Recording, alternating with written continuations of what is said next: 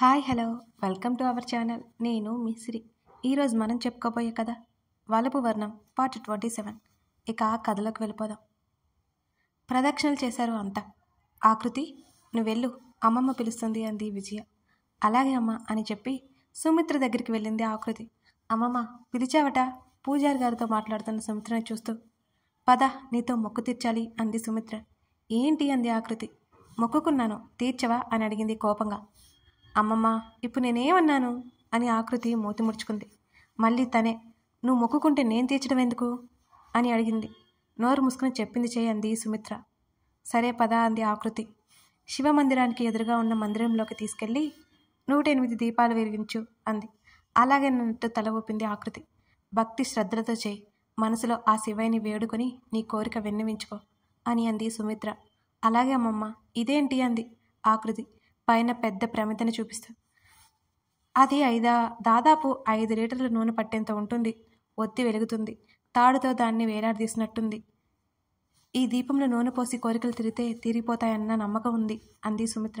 ఓహో అని దీపాలు వెలిగిస్తోంది. అర్జున్ అక్కడికి వచ్చాడు. ఆకృతిని చూశాడు. పదే పదే ముఖం మీద పడుతున్న వెంట్రుకల పాయని వెనక్కి నెడుతూ ఉంది. ముఖం చిరాగ్గా పెట్టుకుని ఉంది. ఆమె ముందు మోకాల మీద కూర్చొని ఆమె జుట్టు నుండి విడిపడుతున్న పాయని మెలితిప్పి ఆమె తలలో పిన్ తీసి లోపల పెట్టేశాడు అర్జున్. థ్యాంక్ యూ బావా అని మళ్ళీ వెలిగించడం మొదలుపెట్టింది ఆకృతి. సుమిత్ర ఇద్దరిని చూస్తూ మురిసిపోయింది. నాని పిలిచావంట అని అడిగాడు అర్జున్ పైకి లేచి. ఇక్కడే గుడిలో అన్నదానం చేస్తున్నారు కదా, ఏదైనా అవసరం ఉందేమో ఒకసారి చూసిరా అంది. అలాగే అని అన్నట్టు తల ఊపి అర్జున్ అటువైపుకి కదిలాడు. ఇంకొకసారి ఆకృతిని చూసి మురుసుకొని వివిధ వాళ్ళన్న దగ్గరికి వచ్చింది సుమిత్ర. విశ్వ ఇక్కడ బాగుంది కదరా అంది వివిధ. అవును వివి నవ్వాడు చిన్నగా విశ్వ. మాట్లాడుతూ ఆకృతి వైపుకు చూసిన వివిధకి పైన వేలాడుతున్న దీప ప్రమిద తాడు పైన భాగం కొద్దిగా తెగి గాలికి ఊగుతూ కనిపించింది. ఆకృతి వైపు చూసింది. శ్రద్ధగా దీపాలు వెలిగిస్తోంది ఆకృతి. గాలికి ఆమె ఓని రెపరెపలాడుతూ ఎగురుతోంది. దూరంగా విశ్వతో మాట్లాడుతూ ఉంది వివిధ. అనుకోకుండా ఆకృతి వైపు చూసి విశ్వ విశ్వ అంది. మాటలు రాక. ఏంటి వివి అన్నాడు విశ్వ. ఆకృతి అని ఆకృతి వైపు చేయి చూపించింది. ఆమె ఒక రకమైన షాక్లో ఉంది. వివిధ ముఖంలో కంగారు చూసి వివిధ చూపించిన వైపు చూశాడు విశ్వ. అతనిలో కంగారు మొదలవగా ఆకృతి వైపు పరిగెత్తాడు. ఆకృతి అని అరుస్తూ వెళ్తున్నాడు. విశ్వ పరుగు పెట్టడం చూసి సుమిత్ర ఇంకా మిగతా అందరూ ఆకృతి వైపు చూసి బిగుసుకుపోయారు. చిన్నారి సుమిత్ర నోటిలో మాట బయటకి రాకుంది. ఇవేమీ పట్టించుకున్న స్థితిలో లేదు ఆకృతి. శ్రద్ధగా దీపారాధన చేస్తోంది. గాలి రేగుతుంటే తను వెలిగిస్తున్న దీపాలు ఎక్కడ ఆరిపోతాయేమోనని భయంగా లేచి నిల్చొని వచ్చే గాలికి అడ్డుగా నిలబడింది. ఎప్పుడొచ్చాడో తెలియదు. హఠాత్తుగా వచ్చి ఆకృతిని పక్కకు లాగేశాడు అర్జున్. లాగే క్రమంలో పక్కనే ఉన్న స్తంభం వైపుకి కింద పడ్డారు. ఆకృతి తల స్తంభానికి తగిలేలోపు అతని చెయ్యి అడ్డు పెట్టాడు. టప్మంటూ శబ్దం చేస్తూ కింద పడిపోయింది ఆ పెద్ద ప్రమిద దీపం. వణుకు మొదలైంది ఆకృతిలో. గట్టిగా అర్జున్ షర్టు పట్టుకుని భయంగా చూస్తోంది ఆ పగిలిన ప్రమిద వైపు. ఇంకొంచెం ఉంటే అది ఆకృతి మీద పడి నూనెలో మొత్తం మునిగిపోయేది. ఒత్తి ఆరిపోకపోతే సరి, లేకపోతే ఆకృతి ఆ మంటల్లో ఉండిపోయేది. ఆమె గుండె వేగం పెరిగింది. కళ్ళు తిరిగాయి. మూసుకున్నాయి ఆమె కళ్ళు. విశ్వ, ఆ తర్వాత ఒక్కొక్కరు అందరూ అక్కడికి వచ్చారు. ఆకృతి ఆకృతి అందరూ పిలుస్తున్నారు. ఆమెను సరిగ్గా కూర్చోబెట్టి పట్టుకున్నాడు అర్జున్ తన వైపుకు లాక్కుని. అమ్మా నీళ్ళివ్వు అన్నాడు అర్జున్ తల్లికి. హేమ నీళ్లు తెచ్చి ఇచ్చింది. ఆకృతి ముఖం మీద నీళ్లు చల్లాడు. ఆమెకు మెలకువ వచ్చింది. నీళ్లు తాగించాడు అర్జున్. భయంగా అర్జున్ ఎద మీద వాలిపోయింది. అందరి ముఖాల్లో కంగారు మెల్లిగా తగ్గిపోయింది. నీకేం కాలేదుగా తల్లి? సుమిత్ర భయంగా అడిగింది. అప్పుడు తేరుకుని అర్జున్ నుంచి దూరం జరిగి లేచి నిలబడుతుంటే ఆమెను పడిపోకుండా ఆమె భుజాల చుట్టూ చేతులు వేసి పట్టుకుని నిలబెట్టాడు. సున్నితంగా అర్జున్ చేతులు తీసేసి హేమకి సుమిత్రకి మధ్యలో నిలబడి వారిని పట్టుకుంది ఆకృతి. అర్జున్ మనసు బాధగా మారిపోయింది. తెలియని అయోమయంలో ఉన్నాడతను ఆమె ప్రవర్తనకి. ఇదంతా నా వల్లే జరిగింది, దీని చేతే మొక్కు తీర్చాలి అనుకున్నాను అని సుమిత్ర బాధగా అంది కన్నీళ్లతో. అమ్మమ్మ ఇప్పుడు ఏమైందని అని నీరసంగా అంది ఆకృతి. ఆమెకి ఇంకా గుండె దడ తగ్గలేదు. ఇంటికి వెళ్దాం పదా తల్లి, విజయ కంగారుగా అంది. పూజ అవ్వలేదు కదమ్మా అంది ఆకృతి. పర్వాలేదు పద, హేమ కూడా అంది. అమ్మా, అత్త, నానమ్మ మీరు పూజ అయ్యాకరండి, నేను తీసుకువెళ్తాను అన్నాడు ఆకృతి వైపు చూస్తూ అర్జున్. మౌనంగా తలదించుకుని ఉంది ఆకృతి. మేము వస్తామంది వివిధ. నలుగురు కారులో బయలుదేరారు. అర్జున్ డ్రైవ్ చేస్తుంటే విశ్వ పక్కన కూర్చున్నాడు. వెనుక వివిధ, ఆకృతి కూర్చొని ఉన్నారు. నాకు గుండె ఆగిపోయింది. ఒక్క క్షణం నోట మాట రాలేదు అంది వివిధ. ఏం కాలేదుగా అంది చిన్నగా నవ్వి ఆకృతి. వివి, నాకు ఆకృతిని చూపించేసరికి కంగారు పడిపోయి నిన్ను పిలుస్తూ పరిగెత్తాను. అంతలో అర్జున్ వచ్చాడు అన్నాడు విశ్వ. కారు ముందు వైపుకు ఉన్న మిర్రర్లో నుండి ఆకృతి వైపు చూస్తున్నాడు అర్జున్. ఏదో పోగొట్టుకున్న దానిలో ముఖం పెట్టుకుని కూర్చుంది ఆమె. అర్జున్, ఆ టైంలో నువ్వు అక్కడ లేవు కదా, ఎలా వచ్చావు అని అన్నాడు విశ్వ.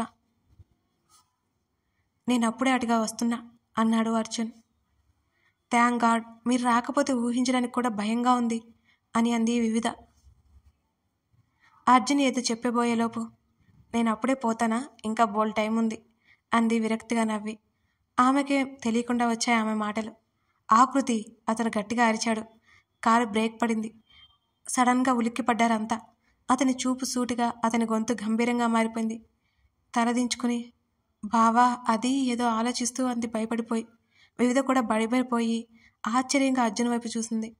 ఆకృతి మాటలకి కోపం వచ్చిందనుకున్నాడు విశ్వ. ఏం మాట్లాడలేదు అర్జున్. కార్ స్టార్ట్ చేశాడు. ముందుకు పడిపోయి తమాయించుకుంది ఆకృతి. నేరుగా ఇంటికి వెళ్ళిపోయారంతా. సుధా ఫోన్ మోగింది. ఎవరా అని చూసేసరికి డిస్ప్లే మీద పేరు చూడగానే ఆమె ముఖంలో సంతోషం. హలో మమ్మీ అని వినిపించింది అటువైపు నుంచి. వింటూ ఉంది సుధా. మమ్మీ ఉన్నావా? అంది సుధా. వివి ఎక్కడా? ఎలా ఉన్నావే అంది ఆప్యాయంగా సుధా. బావున్నా. ఇంటికి రాకూడదే ఓసారి? ఆమె మాట్లాడలేదు. సహనా, చెప్పు మమ్మీ. ఇంటికి. మమ్మీ, ముందు నేను అడిగిన దానికి సమాధానం చెప్పు. వివి ఎక్కడా అని అడిగింది సీరియస్గా. ఫ్రెండ్తో వాళ్ళ ఊరు వెళ్ళింది. నువ్వెందుకు పంపావు? వద్దన్నా వినలేదు. విశ్వ ఉన్నాడుగా దానితో పాటు అంది సుధా. ఏంటి, వాడు కూడా వెళ్ళాడా? వాడే ఒప్పించాడు. విశ్వా అని మనసులో అనుకుని పళ్ళు నురుకుంది సహన. సహన పిలిచింది సుధా. మమ్మీ, బాగానే ఉన్నావా అని అడిగింది. అంది నెమ్మదిగా. తప్ప మాట రాదని నోట్లో నుంచి అంది కోపంగా. నువ్వెలా ఉన్నావు మమ్మీ? ఉన్నాను ఏదో అంది సుధా. సరే మమ్మీ, ఉంటాను. కాల్ కట్ చేసింది. కంట్లో నుంచి బయటకు వచ్చిన కన్నీరు తుడుచుకుంది సహన. ఆమె ఒంటరిగా ఉంది కాబట్టి కనీసం వాటినైనా బయటికి పంపింది. అదే ఎవరైనా ఉంటే కళ్ళలో బలవంతంగా కన్నీటిని కట్టిపడేసేది సహన. ఏడుస్తున్న సుధగారిని చూసి సుధా అని పిలిచాడు వీరేంద్ర. చెప్పండి కంగారుగా కళ్ళు తుడుచుకుంది సుధ. నేను హాస్పిటల్కి వెళ్తున్నాను చెప్పి ఆయన వెళ్ళిపోయాడు. వెళ్తున్న భర్త వైపు చూస్తూ మౌనంగా రోధించింది సుధ. ఆ రోజు రాత్రి తిరుగుతున్న ఫ్యాన్ను చూస్తున్నాడు అర్జున్. ఏమైంది అర్జున్? నిద్రపోని అర్జున్తో అన్నాడు విశ్వ. ఏం లేదులే విశ్వ, నిద్ర పట్టలేదు. అతను కళ్ళు మూసుకున్నాడు. విశ్వలో ఏవేవో ఆలోచనలు. అతని అర్థం పర్థం లేని ఆలోచనలకి తనని తానే తిట్టుకున్నాడు. కళ్ళు మూసుకొని అలా నిద్ర పట్టిందో లేదో ఏడుస్తున్న వివిధ రూపం మెదిలింది విశ్వకి. ఉలిక్కిపడి లేచాడు. అర్జున్ చూశాడు. అర్జున్ నిద్రపోతూ కనిపించాడు. ఏంటి ఇలాంటి డ్రీమ్ వచ్చింది అనుకుని మంచినీరు తాగి కళ్ళు మూసుకున్నాడు. ఎంతకీ నిద్ర పట్టలేదు విశ్వకి. ఎప్పటికో తెల్లవారుగా మూగన్నిగా నిద్ర పట్టింది అతనికి. తర్వాత రోజు అర్జున్ లేచేసరికి ఇల్లంతా హడావుడిగా ఉంది. నానమ్మ, ఎక్కడికైనా వెళ్ళాలా అని అడిగింది ఆకృతి. నాని, నీ గదిలో బట్టలు పట్టించాను, వెళ్ళి తయారైరా అని అంది సుమిత్ర. ఎందుకు నాని? గుడికి వెళ్ళాలి కదా. నిన్ననే వెళ్ళాం, మళ్ళీనా? నిన్న జరిగింది సరిపోలేదా? అసహనంగా వచ్చాయి అతని మాటలు. అవేమీ జరగకుండా ఉండడానికే నాన్న ఇప్పుడు వెళ్ళేది. అరగంటలో వచ్చాయి అంది సుమిత్ర. ఇంత పొద్దున్నేనా? మిగతా వాళ్ళు నిదానంగా వస్తారు, త్వరగా వెళ్ళు. మరో మాటకి తావివ్వకుండా వెళ్ళిపోయింది సుమిత్ర. వివిధ, ఏం జరుగుతుందో నీకైనా అర్థమవుతుందా? నడి మంచం మీద బాసి బట్టలు వేసుకుని కూర్చుంది ఆకృతి. నాకేం తెలుసు? బిక్కమొహం వేసింది వివిధ. మా అమ్మమ్మ గోలేంటో మళ్ళీ గుడికంట అని లేచి చీర కోసం వెతికింది. ఏమైంది? చీర మర్చిపోయాను, అమ్మమ్మ తిడుతుంది. తల మీద 2 చేతులు పెట్టుకుంది ఆకృతి. ఆకృతి ఆకృతి హేమ వచ్చింది. ఏంటత్తా?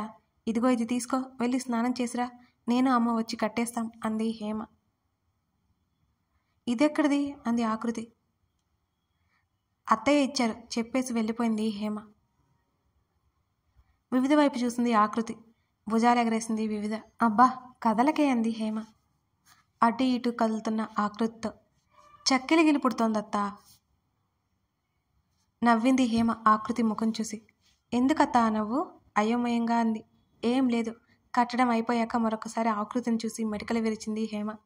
ఎలా ఉన్నాను నవ్వుతూ అడిగింది. చాలా బాగున్నావే, నా దిష్టే తగిలేలా ఉంది. అత్తా ఎక్కువ చెబుతున్నావు. లేదులే పదా, అత్తయ్య పిలుస్తున్నారు అంది హేమ. వివిధ ఇంకా రాలేదు. స్నానానికి వెళ్ళిన వివిధను గుర్తు చేర్చుకొని చెప్పింది. తను మాతో వస్తుంది లేవే. సరే ఇద్దరు హాల్లోకి వచ్చారు. వదిన నాని వాళ్ళెక్కడా విజయ్తో అంది హేమ. బయట కారులో ఉన్నారు. ఆకృతి వెళ్ళవే. మరి మీరు అంది ఇద్దరిని చూస్తూ. వస్తాంలే నువ్వు వెళ్ళు అంది హేమ. అడుగులో అడుగు వేసుకుంటూ బయటకు వెళ్ళింది ఆకృతి. వదిన అంతా సవ్యంగా జరుగుతుందంటావా అని అడిగింది విజయ. దిగులుగా ఉన్న విజయ ముఖం చూస్తూ నువ్వేం కంగారు పడుకో, త్వరగా వెళ్ళాలి మనం. అన్నయ్య వాళ్ళు ఎక్కడా అని అడిగింది హేమ. రెడీ అవుతున్నారు. అమ్మమ్మ రావే కారు ఎక్కువ అంది సుమిత్ర. ఫోన్ కట్ చేసి అప్పుడే అడిగా వచ్చాడు అర్జున్. గోల్డ్ కలర్ కుర్తీలో ఉన్నాడు అతను. అర్జున్ అలాగే చూసి అతను మరింత దగ్గరగా రావడంతో తల తిప్పుకుంది ఆకృతి. నానమ్మ వెళ్దామా అన్నాడు ఫోన్ పాకెట్లో పెట్టుకుంటూ. అప్పుడు సరిగ్గా చూశాడు ఆకృతిని. అది వివిధ కోసం అతను తీసుకున్న గోల్డ్ రెడ్ కాంబినేషన్ చీర. ఒక్క క్షణం అబ్బురంగా చూసి అంతలోనే అసహనంగా చూశాడు ఆకృతి వైపు. ఆ చూపు ఎందుకో ఆమెకి అర్థం కాలేదు. ఒక్కసారి తనను తాను చూసుకుంది. నువ్వు ముందు కూర్చోవే ఆకృతితో చెప్పింది. అప్పటికే అర్జున్ డ్రైవింగ్ సీట్లో కూర్చున్నాడు. ఎందుకమ్మమ్మా నీ పక్కన కూర్చుంటానులే అంది ఆకృతి. నేను మీతో రావట్లేదు, వెనుక వస్తాను, నువ్వెళ్ళు ముందు, నేను నానికి అన్నీ చెప్పాను అంది సుమిత్ర. అలాగే అన్నట్టు తల ఊపి అర్జున్ పక్కన కూర్చుంది. కారు ముందు కదిలించాడు అర్జున్. ఎందుకో ఇద్దరి మధ్య అంతకు ముందు రోజు నుంచి మాటల్లేవు. మౌనమే ఇద్దరి మధ్యవర్తిత్వం జరుపుతోంది. అర్జున్ వైపు చూస్తూ ఉంది. అప్పుడప్పుడు అతని చేతికి గాయం కనిపించింది. బావా కంగారుగా పిలిచింది ఆకృతి. తల తిప్పి చూశాడు ఏంటి అన్నట్టుగా. కారు ఆపు అంది అతని చేతినే చూస్తూ. కారు ఆగింది. స్టీరింగ్ పట్టుకున్న అర్జున్ చేతిని తన చేతిలోకి తీసుకుంది ఆకృతి. ముందు రోజు భోజనాల దగ్గర అర్జున్ అడిగి మరీ హేమతో తినిపించుకోవడం గుర్తొచ్చి ఆమెకి బాధేసింది. ఏమైంది అని అయోమయంగా చూశాడు. ఇదెలా తాకింది అంది. అతని చేతికి వెనుక భాగం బాగా గిరుకుపోయింది. అది చూస్తూ అడిగింది. ఎక్కడో తగిలిందిలే అన్నాడు చేతిని వెనక్కి తీసుకుంటూ. చూడనివ్వు బావా. చిరుకోపంగా వచ్చాయి ఆమె మాటలు. కారులో ఉన్న ఫస్ట్ ఎయిడ్ కిట్ తీసి బ్యాండేజ్ వేసింది. అప్పటికే నీళ్లు నిండిన ఆమె కళ్ళు నీటి బరువుని మోయలేక కన్నీటిని వదిలేశాయి. అవి అతని చేతి మీద అభిషేకించాయి. ఏయ్ దెయ్యం ఏంటిది? ఏడుస్తున్న ఆమెనే చూస్తూ ఆమె చేతి మీద చేయి వేశాడు ఏడవద్దన్నట్టుగా అర్జున్. ఇది నిన్న నా వల్లే జరిగింది కదా బావా, నాకు తెలియదు అనుకోకు, చెప్పొచ్చు కదా, అలా వదిలేయాలా? చూడు ఎంత గాయమైందో అంది ఏడుస్తూనే. ఇప్పుడు ట్యాప్ తిప్పకో ప్లీజ్, ఇది చిన్నదే, దీనికి ఎందుకు ఇలా ఏడుస్తున్నావు? నాకు ఏడిస్తే నచ్చదు అన్నాడు ఆమె ఏడుపుని మాన్పి ప్రయత్నం చేస్తూ. పో నువ్వేం చెప్పకు, నీకు నచ్చదని ఏడవకుండా ఉండమంటావా? అంతా నా వల్లే జరిగింది అంది ఆకృతి. ఇంటికి వెళ్దామన్నాడు అర్జున్. ఎందుకు అనంది. ఇంటికి వెళ్ళి అందరికీ చెప్పాలి కదా. దేని గురించి చెప్పాలి? నువ్వు ఏడుస్తూ కార్ని ముందుకు వెళ్ళనివ్వట్లేదు అని, గుడిలో పూజ కూడా ఆగుతుంది అని నానమ్మకి చెప్పాలి కదా అన్నాడు అర్జున్ సీరియస్గా చూసి. నువ్వెప్పుడు ఇంతే, నేనంటే అలుసు. కళ్ళు తుడుచుకుని కారు విండో నుంచి బయటకు చూసింది ఆకృతి. చిన్నగా నవ్వి కార్ని ముందుకు పోనిచ్చాడు అర్జున్. పంతులు గారు ముందుగానే ఏర్పాట్లు చేసి పెట్టి ఆకృతి అర్జున్లకి ఎదురుగా వెళ్ళారు. ఇద్దరిని ప్రదక్షిణ చేయమన్నారు. బావా ఇక్కడ ఏం జరుగుతుంది, ఏంటి ఈ పూజ అని అడిగింది ఆకృతి. నాకేం తెలుసు, నానమ్మ చేయమంది, నేను చేస్తున్నాను అని అన్నాడు అర్జున్. అడగొచ్చు కదా, నేను అడిగితే తిడుతుంది అంది ఆకృతి. అర్జున్ నవ్వాడు. ఆకృతి చేత అమ్మవారికి పూజ చేయించాలి అని పిలిచారు పూజారి గారు. పూజారి గారు చెప్పమ్మా అన్నారాయన. ఈ పూజ ఎందుకు అంది. పక్కనే ఉన్న అర్జున్ నువ్వు నోర్మి, మీరు కానివ్వండి పూజారి గారు అని అన్నాడు. మూతి ముడుచుకుని కూర్చుంది ఆకృతి. నేను నీకు ప్రమాదం జరిగింది కదా తల్లి, అందుకే పూజ. ఇదిగో ఈ ప్రమిద నిండా నూనె నింపి వెలిగించు అన్నారు అమ్మవారికి హారతి ఇస్తూ. అలాగేనని తల ఊపి దీపం వెలిగించి నమస్కరించుకుంది ఆకృతి. లేచి అర్జున్ పక్కన నిలబడింది. ఇంట్లో వారందరూ వచ్చేశారు. ఊరిలో కొంతమంది కూడా అక్కడే ఉన్నారు. వివిధ ఎక్కడ ఉందో వివిధ కనిపించకపోయేసరికి కళ్ళతోనే వెతుకుతున్నాడు అర్జున్. బావా వివిధ గురించా? అర్జున్ చూపులో అర్థం చేసుకుని అడిగింది ఆకృతి. చిన్నగా అన్నాడు. అమ్మ వివిధ విశ్వగారు ఎక్కడా అంది. వచ్చారు, కోనేరు అవి చూసొస్తామని వెళ్ళారు. నిన్ను కూడా చూడలేదు కదా చెప్పి కోనేరు వైపు వెళ్ళినట్టున్నారు అంది విజయ. అర్జున్ వైపు చూసింది. తలూపాడు ఓకే అన్నట్టుగా. మందిరానికి కొంత దూరంలో మందిర ప్రాంగణంలో కింద కూర్చున్నారంతా. ఆకృతి విజయ సురేంద్ర మధ్యలో కూర్చుంది. శ్రీనివాస్ హేమ మధ్యలో అర్జున్ కూర్చోమని చెప్పారు. చుట్టూ ఊరిజనం. పంతులు గారు ఏవేవో లెక్కలు చూస్తున్నారు.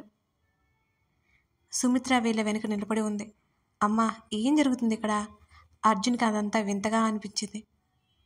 పంతులు గారు ఇరు కుటుంబాల వైపు చూస్తూ తాంబూలాలు మార్చుకోండి అమ్మా, అమృత గడియలు మొదలయ్యాయి అని అన్నారు.